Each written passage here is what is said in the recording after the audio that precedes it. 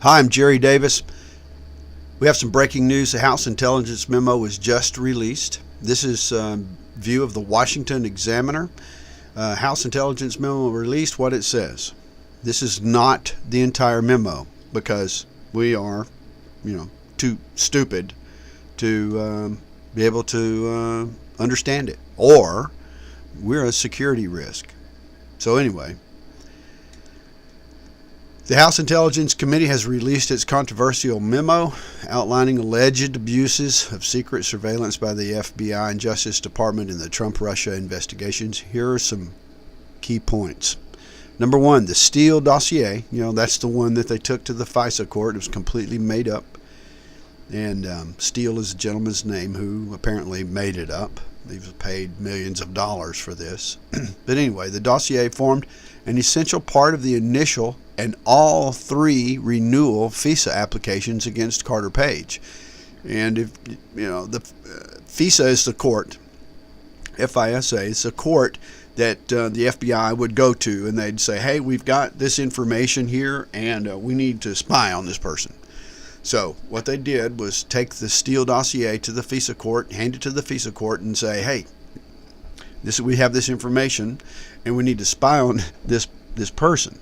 Okay, so Andrew McCabe, who recently, and just a couple of days ago, resigned from the FBI, he himself confirmed that no FISA warrant would have been sought from the FISA court without the Steele dossier information. So they had to have this made up information in order to go to the FISA court and try to get the spy warrant.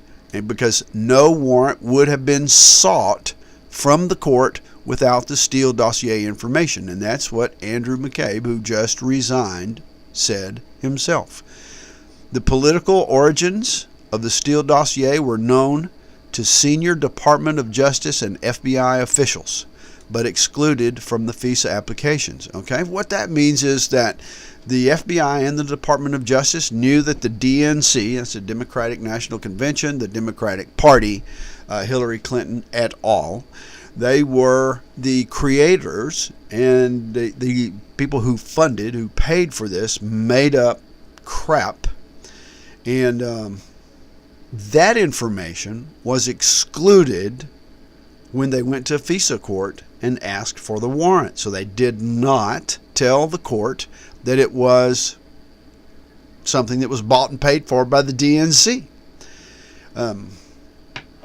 That's a pretty big omission, because you can bet that the court would say, well, this is a political hack job, then we're not going to give you a warrant.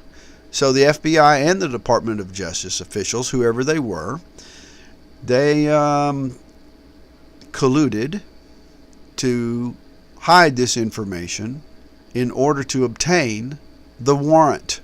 So not only was the information false, but the circumstances to the situation were manipulated by the FBI. Information was left out and omitted to the court in order to deceive the court so that they might get the warrant. Department of Justice official Bruce Ohr met with Steele beginning in the summer of 2016 and relayed to the Department of Justice information about Steele's bias. So see, bias. Yeah, I would say Steele told Ohr that he, Steele, was desperate that Donald Trump not get elected president and was passionate about him not becoming president. He said that to the Department of Justice, and the Department of Justice says, oh, well, okay, well, we'll take your information. The FBI and Justice Department mounted a months-long effort to keep the information outlined in the memo out of the House Intelligence Committee's hands. Now, see, they weren't trying to keep the memo out of the House Intelligence Committee's hands because the memo didn't exist. The memo, they are highlights of other information from other sources. But they wanted to keep that other information from other sources away from the House Intelligence Committee. Only the threat of contempt charges and other forms of pressure from the House Intelligence Committee forced the FBI and Justice Department to give up the material. So the House Intelligence Committee has had to fight tooth and nail to get to the bottom of this. Once Intelligence Committee leaders and staff compiled some of that information into the memo, the FBI and Justice Department, supported by Capitol Hill Democrats, mounted a ferocious campaign of opposition, saying release of the memo would endanger national security and the rule of law.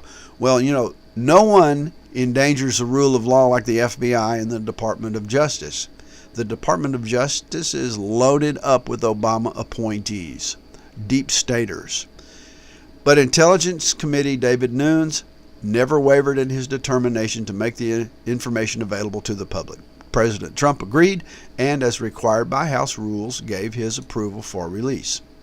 Finally, the memo released today does not represent the sum total of what House investigators have learned in their review of the FBI and Justice Department Trump-Russia investigation. That means the fight over the memo could be replayed in the future when the Intelligence Committee decides to release more information. Well, Intelligence Committee, we want the whole damn thing. Where's the beef? We want the whole thing. The threat to security in the United States lies in the lapse of the FBI and the Justice Department. That's where the threat is.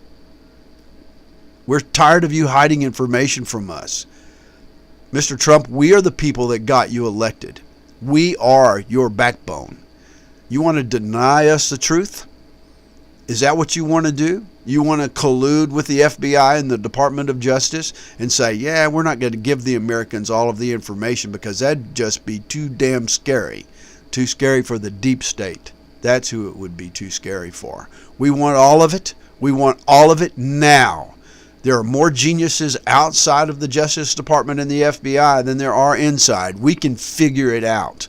We want to know, and we want to go after these people, these criminals, who are seeking to destroy and overthrow the legitimate governance of the United States of America. We demand the truth, we demand the facts, and we demand it right now. I'm Jerry Davis. Thank you.